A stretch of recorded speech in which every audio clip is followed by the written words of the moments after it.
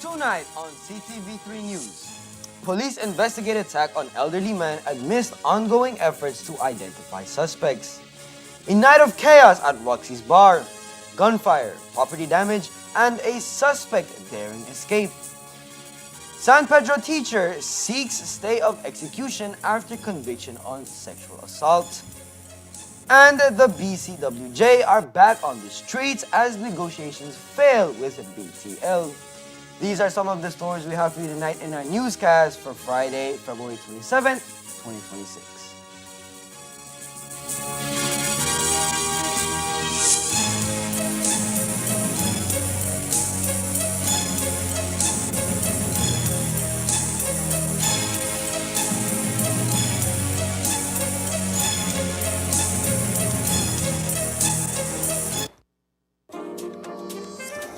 From whiskeys and wines to elegantly crafted cocktails.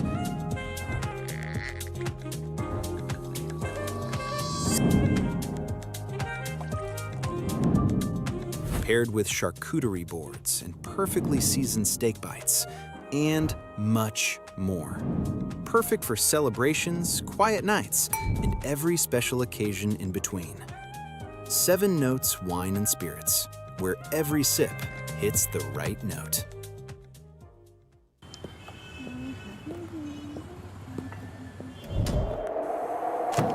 ExpressNet now has up to 400 megabytes of high-speed internet. Choose the speed that fits you. From faster browsing to faster gaming. Connect more devices at once. Or bundle it with Express Plus and HBO Max. Internet and streaming entertainment, all in one. Yeah, faster starts here. Sign up today at any Centaur office or contact us to get started.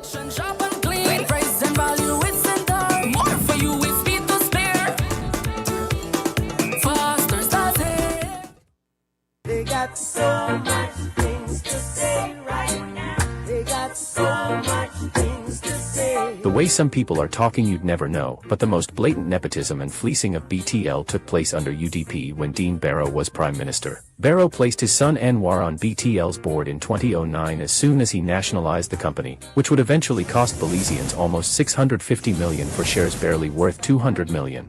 By 2014, Anwar was appointed executive chairman with extravagant salary and perks. Under him, BTL spent wildly on ventures that did not materialize and never brought any returns. Under the Barrows, BTL's profits plummeted from $38 million in 2009 to $17 million in 2019, and $10 million in 2020, as the company hardly paid dividends to government and people of Belize. Anwar Barrow has no moral authority to talk about BTL, as it was under his nepotistic rule, appointed by his father, that BTL was most blatantly fleeced. They got so much things to say right now. They got so much things to say.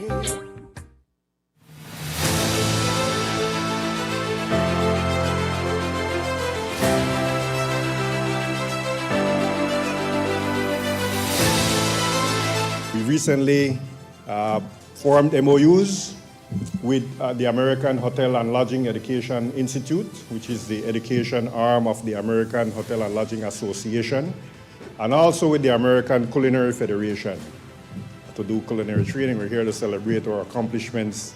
And this is not about replacing Belizean cuisine. This is about, we want the Belizean cuisine, we want the Belizean richness and diversity. Right? So this is about your skills. You all know what you all learned, so it's about transferring that skill.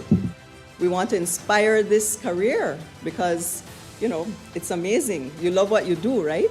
And it really is something that I think we can inspire other young Belizeans to undertake. And it's now part of your responsibility as those who have received this training and see a pathway for greater things. Just to put it into perspective, there's only about 6,000 certified executive chefs in North America. There is only 69 certified master chefs in the world. There is less than 10 certified executive pastry chefs in this entire world. And now in Belize, we have 3 sitting in this room.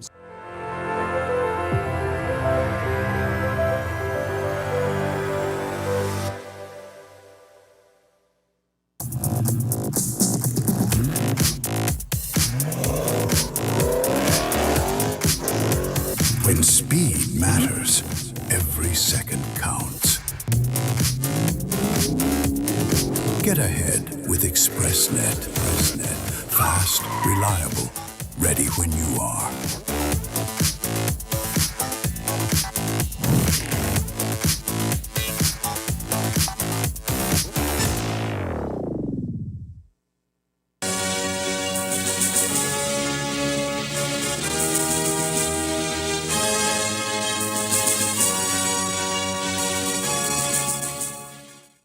Good evening. With your newscast, also simulcast on Fiesta FM 106.7, I am Jaden Games. Orange Walk authorities are probing a violent assault and theft that took place earlier this week on East San Martin Street. The incident was reported on Tuesday, February 24th, 2026 at approximately 2:39 p.m. According to police reports, a 60-year-old man was approached by 2 individuals while riding along the street. Now, what began as a verbal altercation quickly turned violent, with one of the assailants allegedly punching the victim in the face. The other suspect reportedly choked and physically assaulted him during the confrontation. During the attack, the assailant stole the victim's mobile phone. The assault was halted when the mother of one of the suspects shouted out, prompting the assailants to cease their attack and flee the scene. The victim provided a statement to authorities, and a medico-legal examination was conducted. Medical professionals categorized the injuries sustained as harm. As of now, no arrests have been made, and the stolen phone remains uncovered. The police continue their investigations into the incident. A violent disturbance erupted last night at Roxy's Bar in Orange Walk Town, leaving behind extensive property damage and chaos that culminated in the escape of one suspect from police custody. At around 10:15 p.m., officers responded to reports of gunfire and a physical fight at the local establishment. Upon arrival, officers found the scene in disarray. Shattered glass windows, debris including broken pint bottles and rocks scattered across the sidewalk, and damage to the bar's outer signage. Witnesses even claimed that shots were fired by a clientele of the establishment. The incident began inside the bar, where owner Roxana Nugent, 48 of San Lorenzo housing site, explained that a disagreement among three men who had been socializing escalated into violence. Security staff intervened by removing the men from the premises, but the altercation spilled outside. Witnesses say the suspects then started throwing bottles and rocks at the building, escalating the fight into a full-blown brawl involving two groups of men. Authorities detained the three men in connection with the melee, and charges are expected to be filed for property damage. However, the situation took a dramatic turn this morning when police reported that one of the detainees, Jair U, had managed to escape. According to police reports, U had requested to take a shower while in custody. Now, seizing the opportunity, he ran upstairs to the traffic office, climbed onto the roof, and then jumped down. He fled northward, prompting officers to give chase on foot and in a patrol vehicle, but he remains at large. We understand that in regard to the brawl at Roxy's, crime scene technicians recovered two spent shell casings from the area, indicating that gunfire was involved in the night's events. Alex Jason Morales, a 47-year-old educator from San Pedro, is challenging his recent conviction on charges of sexual assault involving two minor high school students.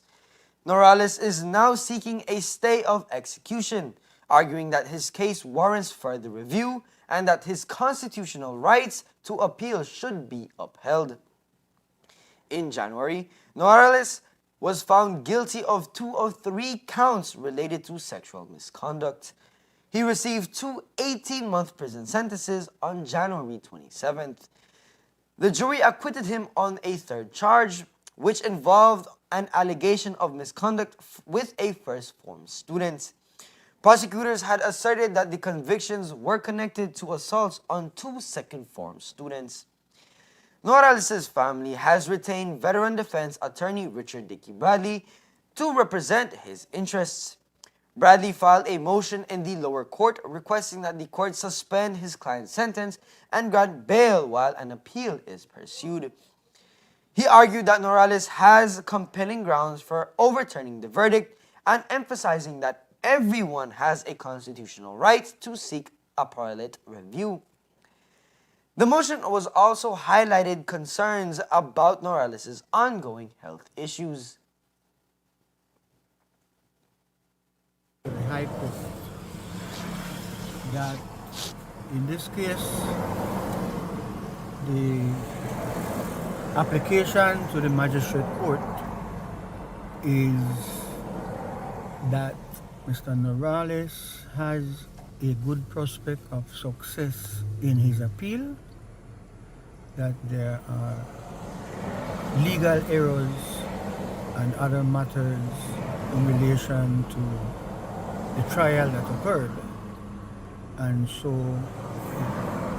Mr. Morales and his family are applying to the court for what the law refers to as a stay of execution, meaning that you can freeze, you can stay the decision that he goes to jail or remains in jail while he's awaiting for his appeal to be called. There are several factors that are in his favor in relation to the application, and so this morning the court heard those factors and also heard the opposing side from Prosecutor Christopher Smith. who also cited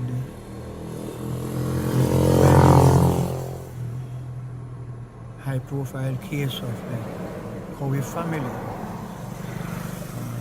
that had gone all the way to the Court of Appeal, and their appeal was. The hearing regarding the application was held earlier today in a closed courtroom, following an order from the Chief Magistrate to exclude the media from the proceedings. The session lasted roughly 1 hour. The Crown's side was represented by a police prosecutor who opposed the request for a stay of execution. Morales, who has served as a teacher for more than 20 years, has consistently denied the allegations, claiming that his interactions with the students were innocent and that he only hugged them without any sexual intent. Now, during his trial, he was represented by attorney Ronel Gonzalez. This case marks his first conviction related to sexual misconduct. The Chief Magistrate has reserved her decision on whether to grant the stay of execution and bail.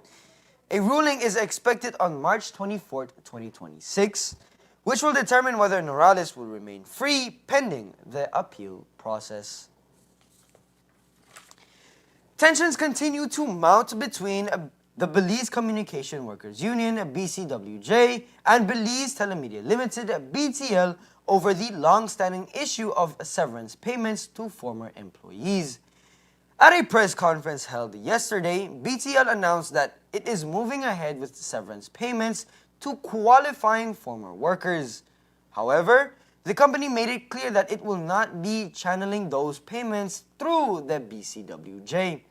Instead, BTL is asking former employees to reach out to the company individually to process their claims.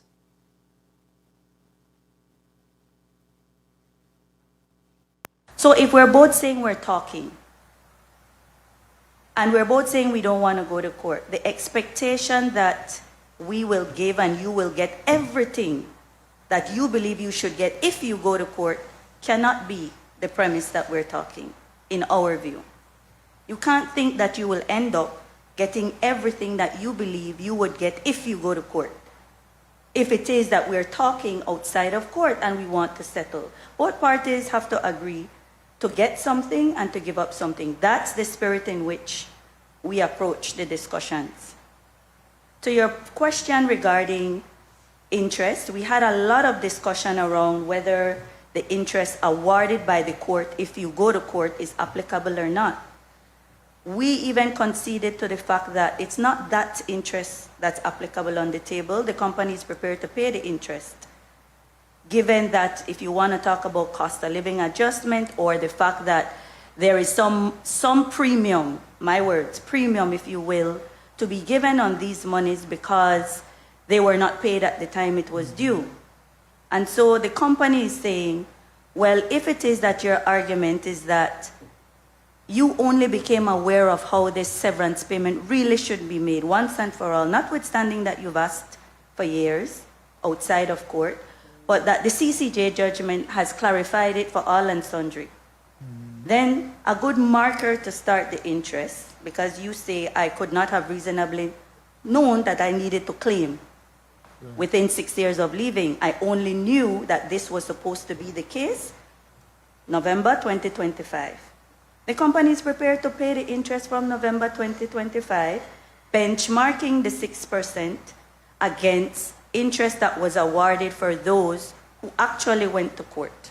And the court in its own discretion awarded that 6% for them in the judge as part of the judgment, right? Has not sat well with the union.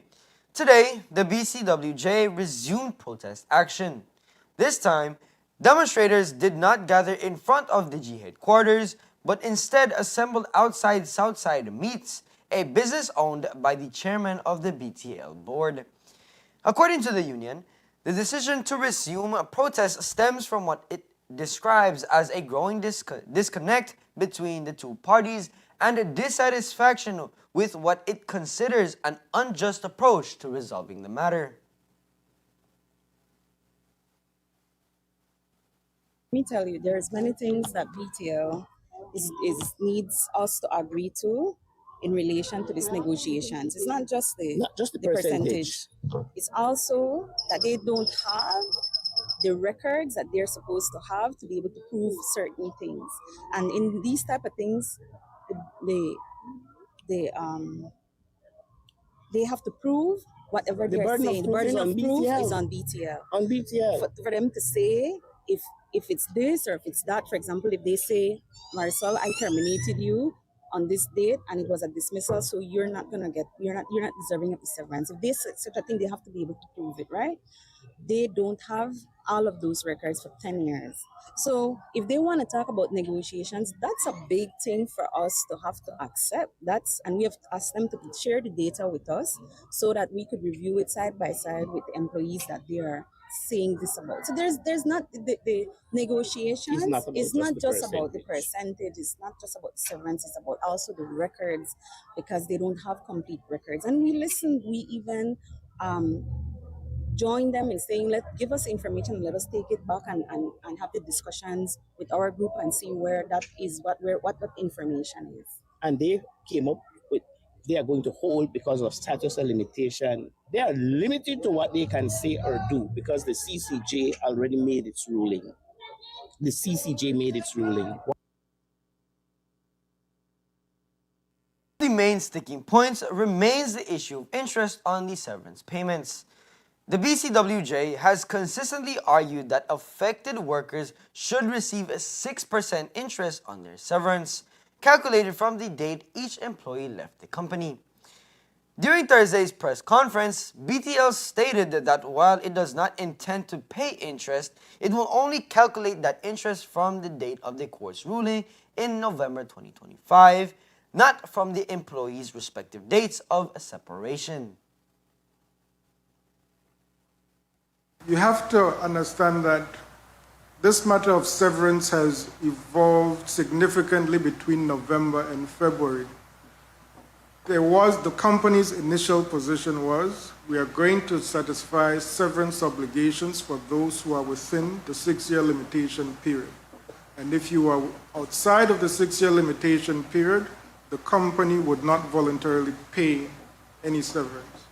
Now, the 6% that was paid to those former employees who left within 6 years, that 6% was arrived at because the company at that point was not contemplating paying beyond the 6 years.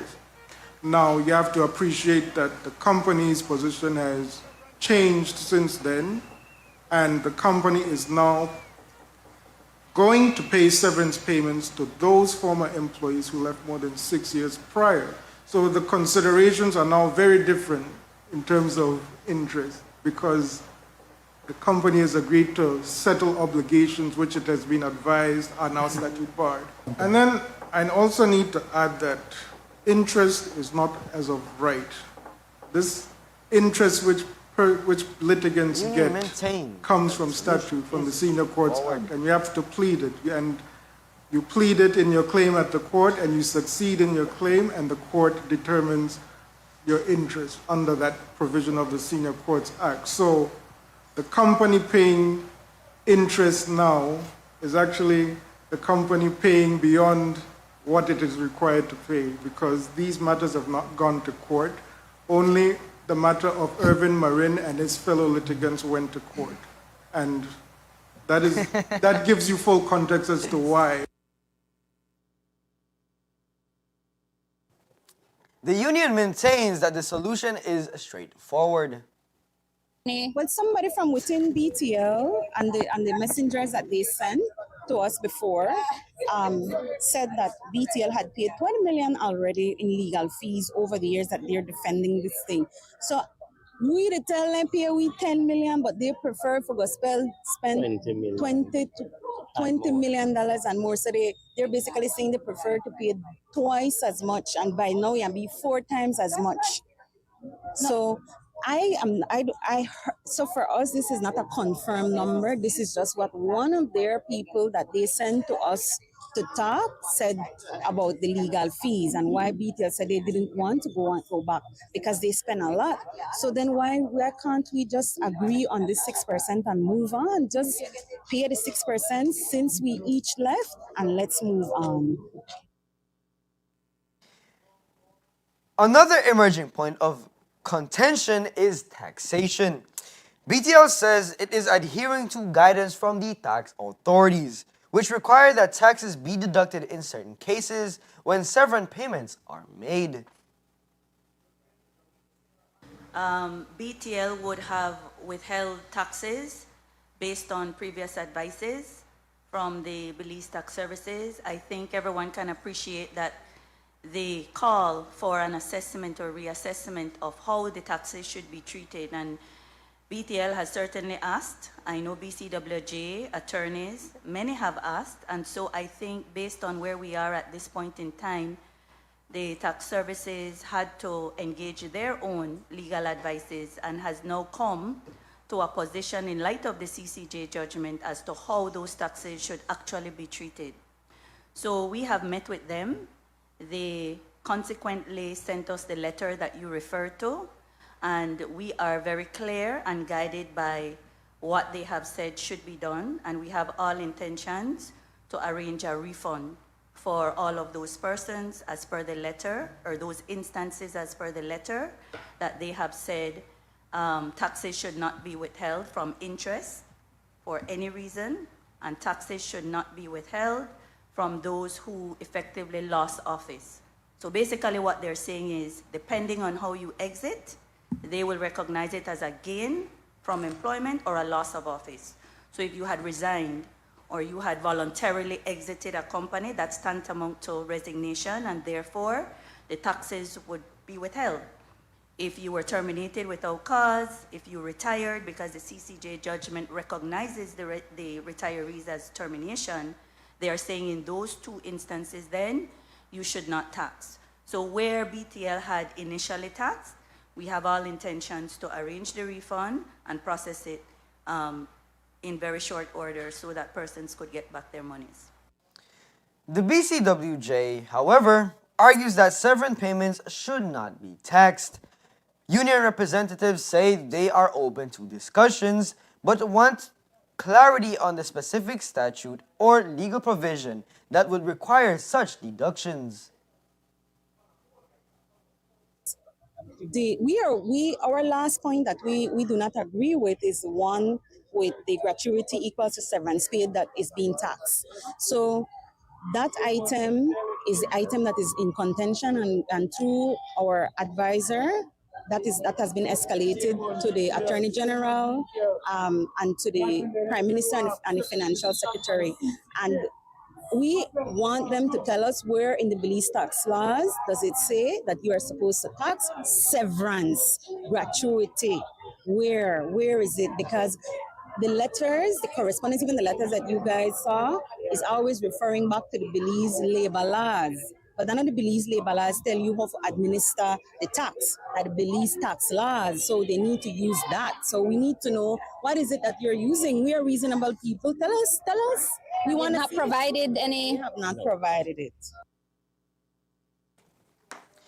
As both sides hold firm to their positions, former employees remain caught in the middle, awaiting a resolution that has now moved from the negotiation table back onto the streets. As tensions continue between the Belize Communication Workers Union, BCWJ, and Belize Telemedia Limited, BTL, over severance payments, the union today also took its concern directly to the office of the Prime Minister. In an open letter dated February 26, 2026, and addressed to John Briceño, the BCWJ is calling for intervention, arguing that the matter has moved beyond negotiations and into the realm of legal compliance.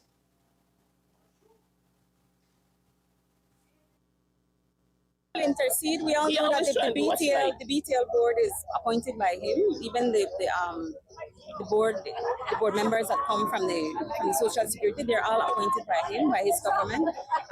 And those he needs to speak to them, hear what's the issue, what is it that what is it that we are asking for?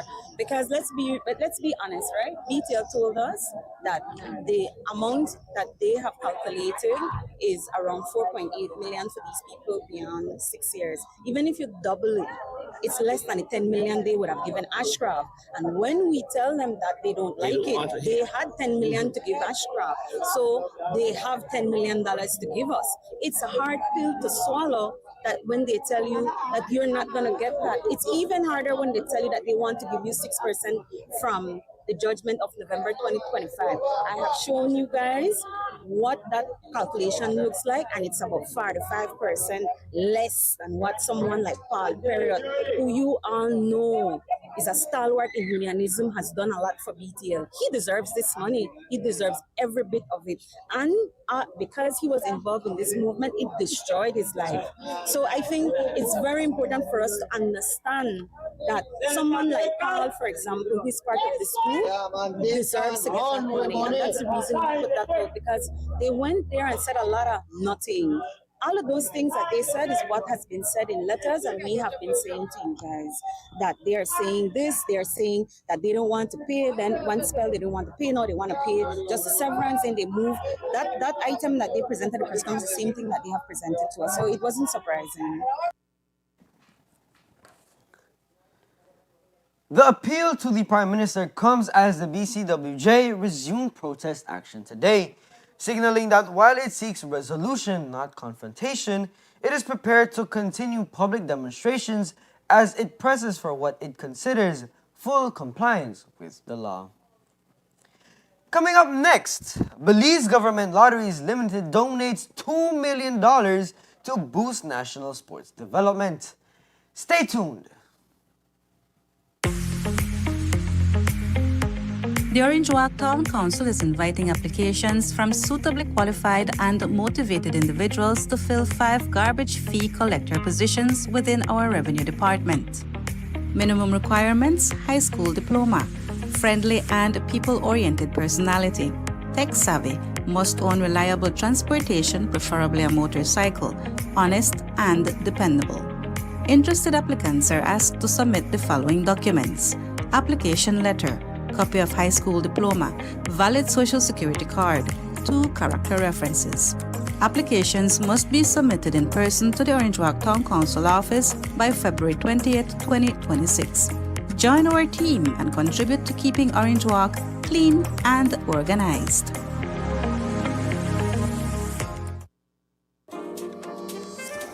From whiskeys and wines to elegantly crafted cocktails,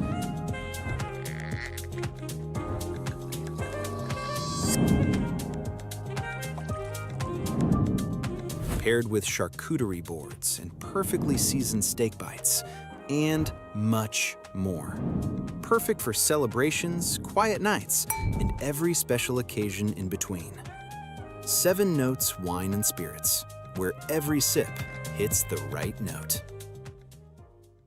The Civil Registry Department and Vital Statistics Unit provides comprehensive information services to assist citizens in obtaining official documentation related to key life events. You can apply for birth, death, marriage, adoption, or deed poll certificates for records that have already been registered. You can also request tailored information extracts or certified copies of documents about specific life events. All vital statistics information services are available through the new Civil Registry and Vital Statistics System, CRVS. You can complete all services online from the comfort of your own home, or if you prefer face-to-face interaction or need additional support, you can visit their nearest office to complete any service. The new CRVS, digitally connecting citizens to all vital statistics services. Visit crvs.gov.bz today to access our services.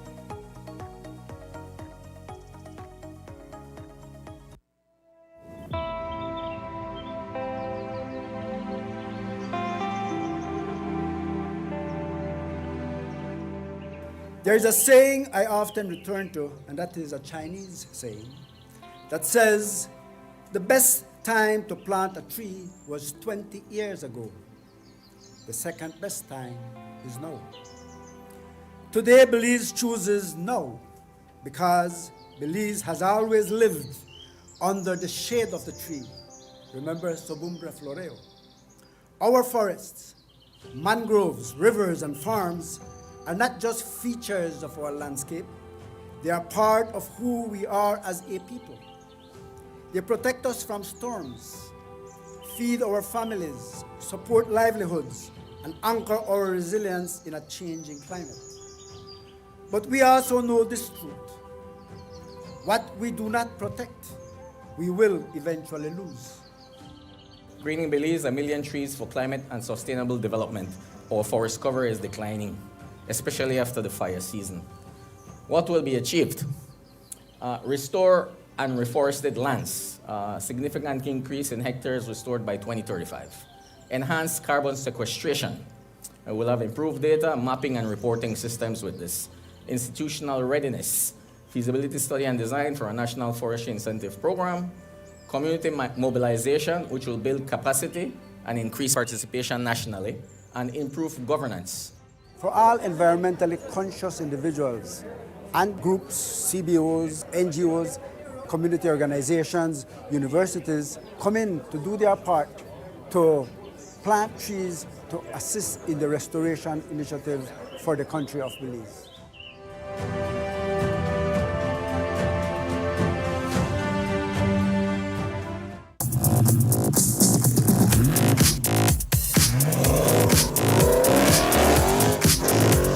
When speed matters, every second counts. Get ahead with ExpressNet. Fast, reliable, ready when you are.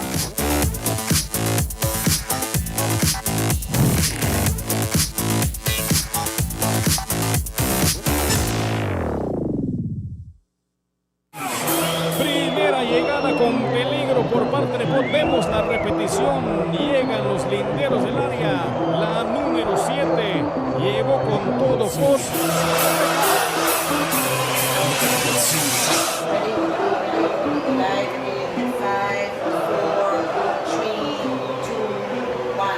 Estamos en vivo, en directo a través del canal 53 de Centaur. Izquierda viene cámara. El número 7 saca el disparo largo. El disparo de cámara.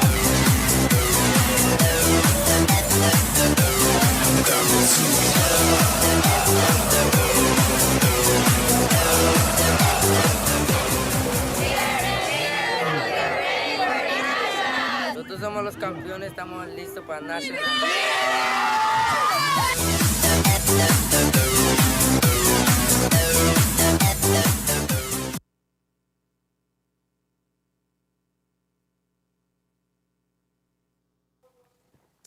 The Belize Communications Workers for Justice, BCWJ, says the dispute over severance payments has now shifted beyond negotiations with the Belize Telemedia Limited, BTL, and into the hands of the Labor Department. Speaking today at their protest, union representatives argued that with the BTL effectively removing itself from the negotiation table, the responsibility now rests with the department tasked with enforcing the country's labor laws. According to the group, the matter is no longer about back and forth discussions about enforcement and compliance. The union maintains that its members are entitled to severance benefits in keeping with the law and relevant court rulings, and it insists that the Labor Department must now step in to safeguard those rights.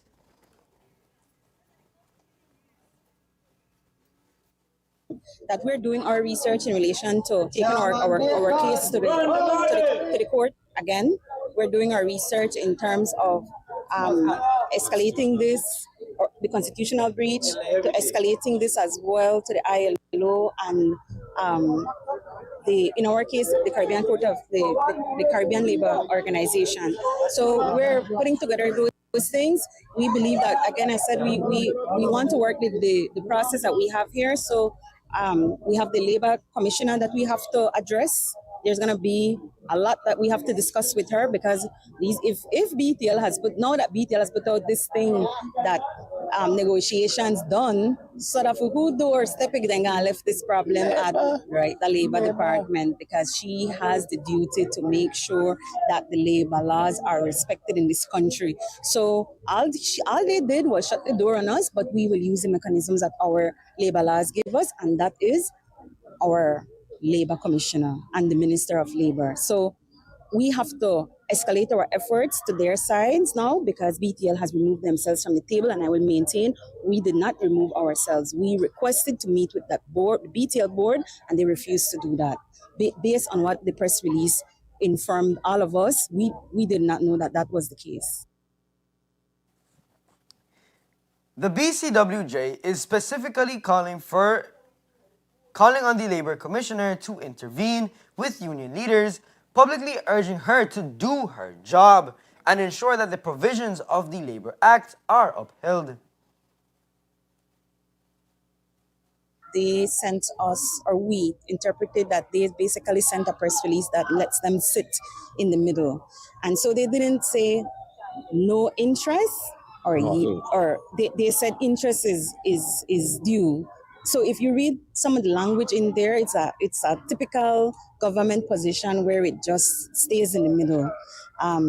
She asked in it for us to dialogue, and which is what we have tried to do. And now BTL closed that door on us, so she will have to step in a different way, as opposed to that press release. We had written her, so that's, for us, it's a surprise that she decided to send this press release now, because... And not respond to you all directly. Correct. So let me go a little on that, because we had written to her in December, to the Prime Minister. The Prime Minister asked the Labor Department to deal with it. She said she would deal with it in December. In January, we responded to her, asking her for an update. She said she's investigating. We went to protest. We asked her for an update, and then boom, this press release came out of nowhere.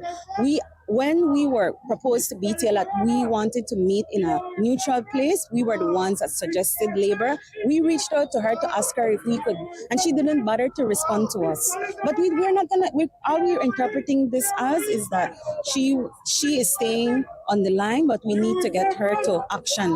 She basically needs to do her job though, because all of this sitting at the top of a house and laying an egg, and then you don't know where the egg going, have to done. You have to come on the table and do your job. That's why I pay so much tax money. She needs to do your job. Union leaders stress that while they remain open to resolution, they are prepared to pursue all available avenues to secure what they believe is lawful and fair treatment for former employees. The Belize Tax Service, BTS, has announced that effective February 2nd, 2026, all individuals and businesses importing goods into Belize will be required to possess and provide a valid tax identification number, a TIN. The new requirement, published in a public notice this week, applies to all importers without exception. This includes one-time and irregular importers, members of the Belizean diaspora returning home to reside, and participants in the Qualified Retired Persons QRP program. According to the Deputy Director General of BTS, Vilma Broster, the measure forms part of the department's ongoing efforts to strengthen tax administration and improve compliance. Who that John Doe is that we are referring to. So the department and customs then decided that we would send out a public notice, because we are then utilizing the TIN for all persons bringing goods into the country. So that is the public notice that went out. Thereafter, subsequently to that, when that went out, we got a call from the Customs Broker Association. And so a meeting was held this week with them along with customs. And during that meeting, we were informed more about the logistics as to having a TIN for each person, every person I'm sending my barrel, and so you need a tin for that. So with that said, we further had a discussion with customs, so the comptroller, and it is whereby that the tin is strictly for manifested commercial cargo. So BTS will be doing a retraction of this notice that you have there to then say that it is strictly for manifested commercial cargo. Broster emphasized that the requirement extends to anyone bringing goods into the country for commercial purposes. The conclusion that it involves small personal items you may order, right? Someone may order a pair of shoes, someone may order a small electronic device or something like that. Those will not, the importance of those items will not need a TIN number as stated. That is correct. They won't need to have their tin uploaded into the Asikuda world. It is only if they are doing a trade or business, and customs would be the one to determine that, because then they would know from that manifest that you have lodged with them. Okay. On our part, we were just simply looking at it as trade activity. Well, it is to facilitate trade activity. We then would look at it that we would have linked it to an economic sector. So it is looking at determined traceability for us. That was how we were viewing this. Nonetheless, we understand from customs and as well from the custom brokers some of the logistics, the logistics nightmare that such could have caused. Police Tax Service has also made assistance available at its office countrywide, including branches in Belize City, Corozal, Orange Walk, Belmopan, San Ignacio, Dangriga, Punta Gorda, and San Pedro. In a significant move to bolster sport initiatives across Belize, the Board of Directors of Belize Government Lotteries Limited, the BGLL, has approved a generous donation of $2 million to the National Sports Council, NSC.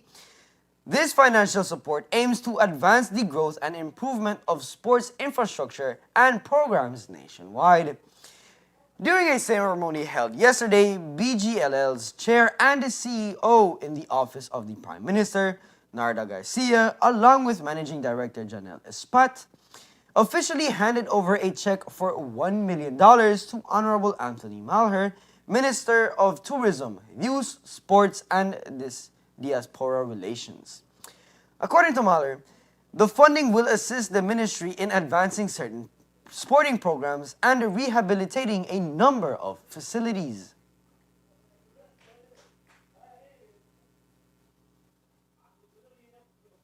Well, this is a commitment from the Prime Minister, from the CEO, and from the Fui Latri or Fui Bolido.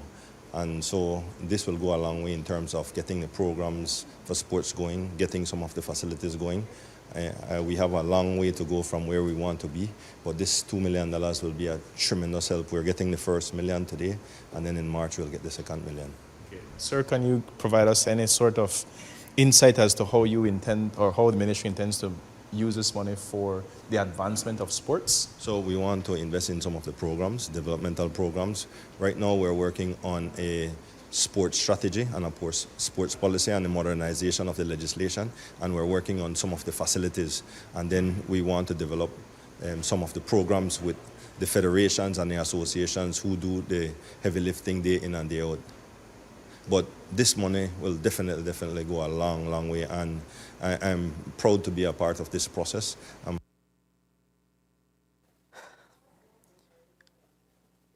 If all goes well, BGLL expects the donation to be an annual one. We work to develop social programs in Belize. And so we're already working with the NHI, and we're contributing to the NHI providing funding for the expansion. That would be so and much. Now, our board of directors recently approved $2 million for improvement in sports. So today we handed over the first $1 million, and by the end of March we'll be handing over another $1 million. And thereafter we hope to be able to contribute $2 million every year. Tell us the reasoning on that and the thought process that brought you to making that decision. Well, like I said, the Belize government lotteries, our profits are earmarked for social programs.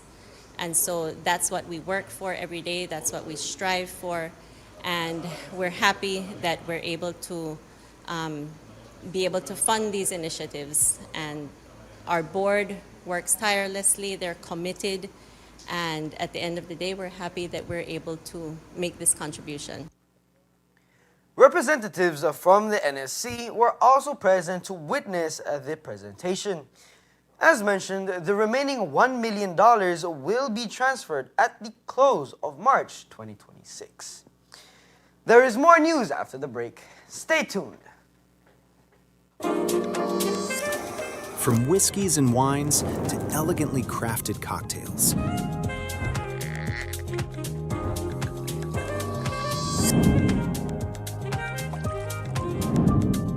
Paired with charcuterie boards and perfectly seasoned steak bites, and much more. Perfect for celebrations, quiet nights, and every special occasion in between. 7 Notes Wine and Spirits, where every sip hits the right note.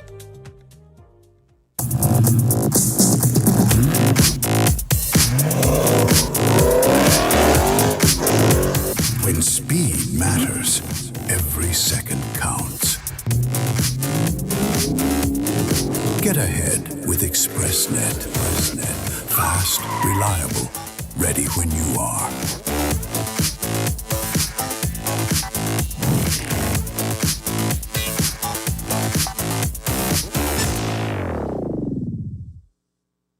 They got so much things to say right now.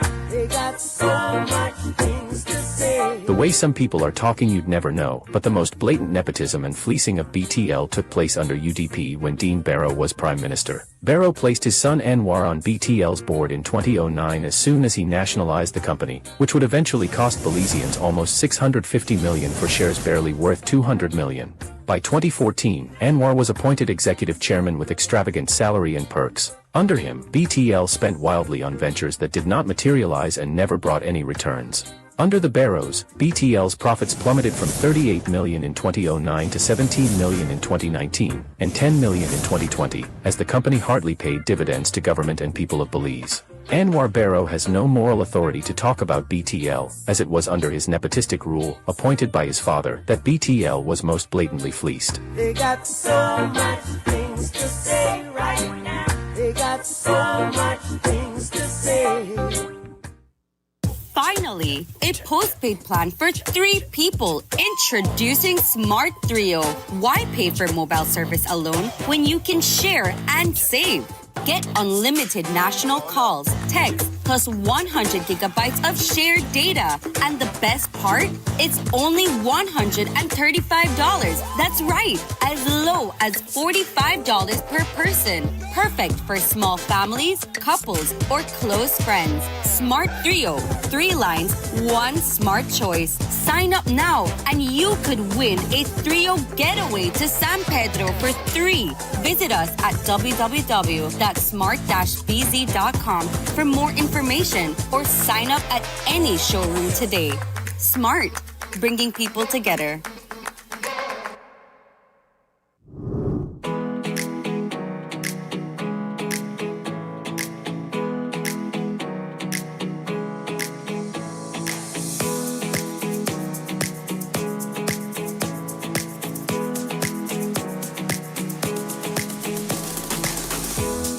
This building that we have gotten, the Welcome Center, is not just walls and it's not just here to beautify the Punta Gorda town and as an extension the Toledo district and Belize.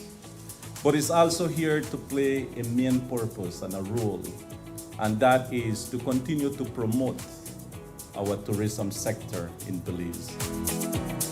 This provides us a platform and a venue for us to be able to do multiple things in working towards enhancing the tourism environment in Toledo and really showcasing it not only to locals but also to our international guests, which are paramount for us to continue to grow this industry.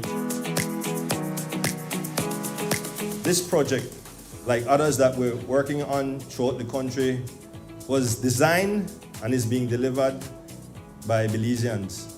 We have spoken to the communities, we've spoken to tourism stakeholders and what needs to be done to ensure that we have the necessary infrastructure to improve the quality of the visitor experience.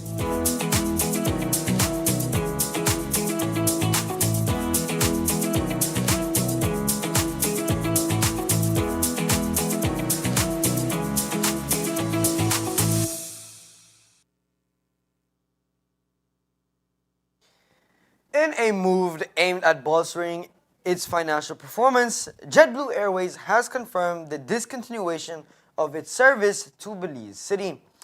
The New York-based airline will cease flights between John F. Kennedy International Airport, JFK, and Philip S. W. Goldson International Airport, BZE, as of May 21st. This decision is part of JetBlue's broader initiative to streamline operations and enhance profitability, known internally as the Jet Forward program.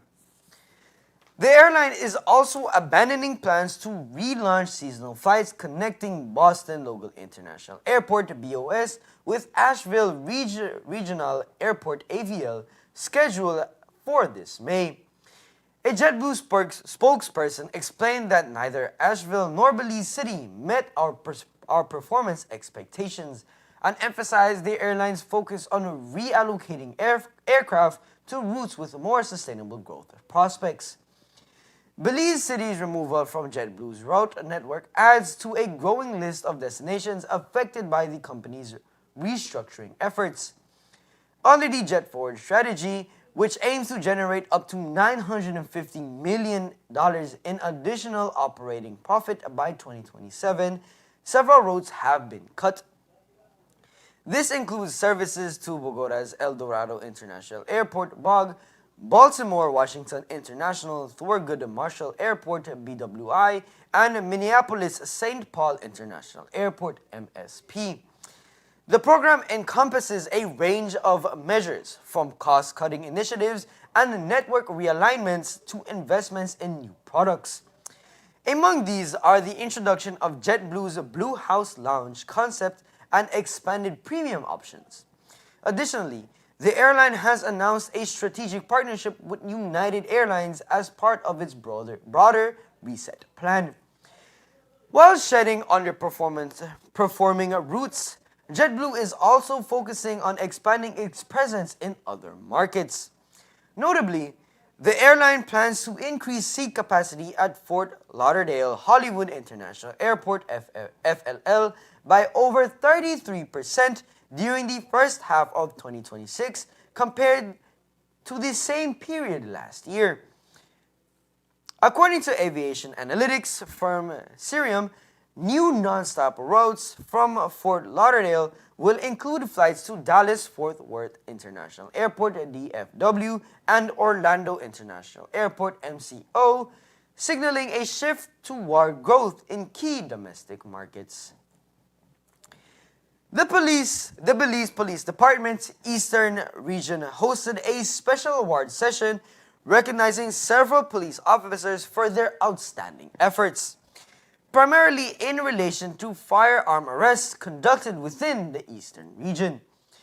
A total of 14 officers were honored during the ceremony. The awardees represented a cross-section of specialized and operational units, highlighting the joint and coordinated policing efforts currently underway across the Eastern Region. The officers were recognized for their vigilance, swift response, and proactive policing strategies, which directly contributed to the removal of illegal firearms from the streets. Their actions demonstrate the department's continued commitment to crime reduction and community safety. This recognition underscores the importance of teamwork and inter-unit collaboration in achieving a meaningful law enforcement outcomes.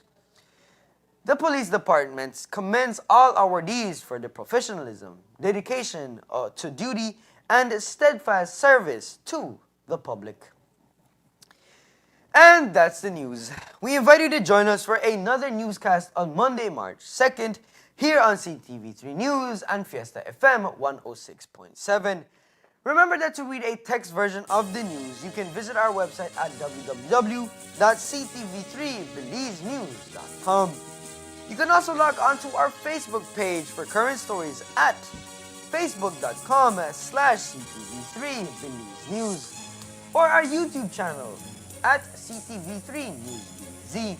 From all of us here at CTV3, have a safe and pleasant weekend. Thank you for watching and listening, and have a pleasant night.